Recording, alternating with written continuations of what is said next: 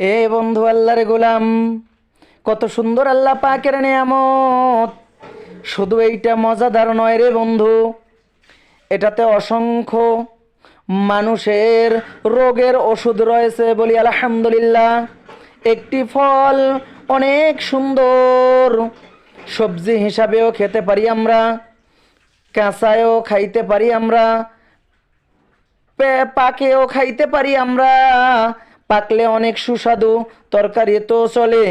আবার এইটা কিন্তু শরীরের অনেক রোগের, প্রায় 25টি রোগের ওষুধ হিসাবে কাজ করে বন্ধু।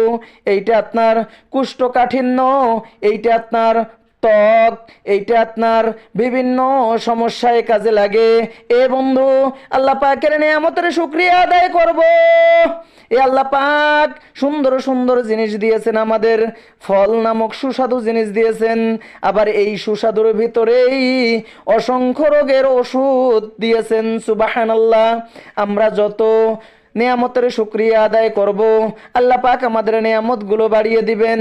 আসেন সকলেই এই নিয়ামতের শুকরিয়া আদায় করি বন্ধু। শুকরিয়া আদায় হইতেছে, আল্লাহ পাক এই জিনিসগুলো আমাদের দিয়েছেন, এই সুন্দর সুন্দর নিয়ামত দিয়েছেন, এগুলো ভক্ষণ করব, এগুলো খাবো আমরা, আর আল্লাহ পাকের গুণগান গাবো, আল্লাহ পাকের হুকুম মানবো।